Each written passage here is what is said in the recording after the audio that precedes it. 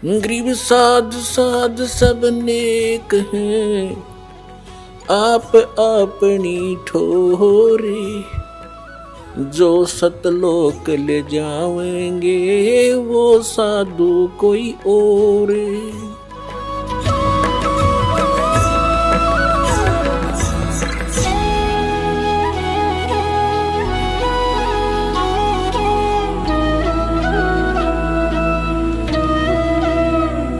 इसलिए आपको उस लाल की महिमा, लाल को लाल सिद्ध करने के लिए आपको भी वो उनके लक्षण बताए जा रहे हैं कि सचमुच लाल ऐसा ही होता है। और किस किस ने इस लाल को पहचाना था, उन्होंने यही लक्षण बताए जो दास बता रहा है। तो यहाँ आदरणीय गरीबदास साहिब जी को परमात्मा कबीर जी बनारस से सशरीर जाने के बाद और सन 1727 में, यानी लगभग 200 वर्ष के बाद, 209 वर्ष के पश्चात परमात्मा सतलोक से चलकर आए अपने निज स्थान से।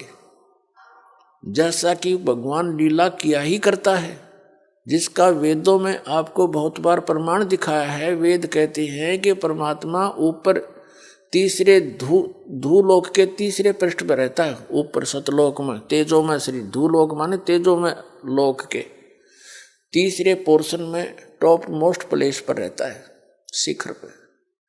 और वहां से गति करके आता है, अच्छी आत्माओं को मिलता है।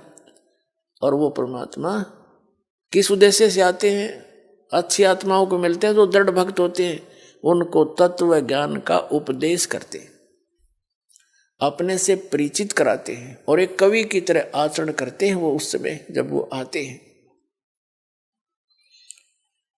जिस कारण से उसको एक प्रसिद्ध कवि की भी उपाधि मानव समाज देता है, लेकिन वो होता है भगवान।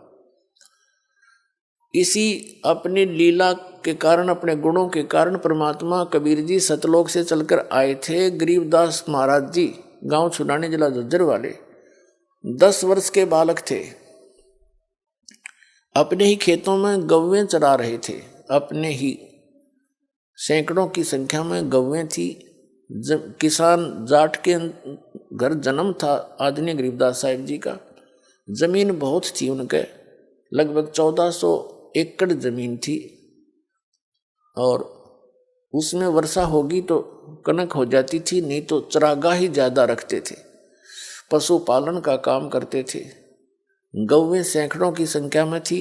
आप भी पाली थे गरीबदास साहिब जी, 10 वर्ष के बच्चे, और साथ में कुछ उनके नौकर भी जो होते थे वो, और साथ में गांव वाले भी अपनी गौओं को अलग से लेकर उन्हीं के खेतों में चराया करते थे, क्योंकि बहुत ज़्यादा अक्षेत्र था उनके पास।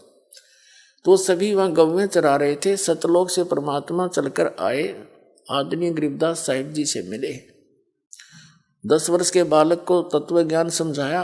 उनकी प्रबल इच्छा हुई कि मैं भी उस सचखंड को देखूं जहाँ से आप आए हो। आप इतना सुख बता रहे हो, वहाँ किसी चीज़ का अभाव नहीं, वहाँ सदाबहार वृक्ष हैं, सदाबहार फल फ्रूट हैं, वहाँ कोई वर्द नहीं होता, वहाँ मृत्यु नहीं होती, सुंदर शरीर है, ये नाड़ी तंत्र से बना हुआ वहाँ का बॉडी नहीं है। तो तुम वहाँ चलो बच्चा, वहाँ सदा सुखी रहोगे। यहाँ तो असंग बार मर लिए, जन्म लिए। इससे प्रभावित होकर गरीबदास बालक की बहुत जबरदस्त प्रेरणा जो ना वो प्रेरणा बनी और इच्छा हुई कि मैं भी आपके साथ वो सतलोक चलूं। कबीर साहब उस आत्मा को लेकर के सचखंड गए, सारे ब्रह्मांड दिखाए और फिर अपनी शक्ति से उनके अंदर अपना तत्व ज्ञान फीड कर दिया, उनकी दिव्य दृष्टि खोल दी।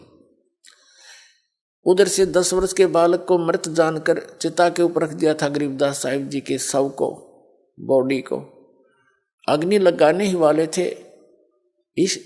उसी समय कबीर परमात्मा जी ने उस आत्मा को वापस भेज दिया और चिता के ऊपर से उठकर चल पड़े गरीबदास साहिब जी, और आंखों देखा जो भगवान ने उनको दिखाया, उस ज्ञान का वर्णन करने लगे, वाणी बोलने लगे, जो कबीर गॉड गिवन है। तो कबीर परमात्मा ने उनकी दिव्य दृष्टि खोल दी। दिव्य दृष्टि खुल जाने के बाद जीव भूत और भविष्य और वर्तमान के सभी ज्ञान से परिचित हो जाता है। पहले क्या हुआ था, कहाँ कहाँ किसने क्या बोला था, क्योंकि ये जो शब्द है ये खंड नहीं होता, ये एक पिक्चर सी बन जाती है। जहाँ जहाँ हम जाते हैं, आते हैं, मिलते हैं, ये सब पिक्चर बन जाती है और ये हमारे यहाँ घूमती रहती है। और जिनकी दिलदृष्टि खुल जाती है उनको एज इट इज वो वचन सुनने को मिलते हैं और वो ऐसी सब क्रियाएं हो रही है जो फिल्म वो जो की तो दिखाई देती है। उसमें अंतर इतना होता है कि वो अपनी लैंग्वेज में फिर वहाँ बोलकर सुनाते हैं अन्य समाज को, बाकी घटना जो की तो होती।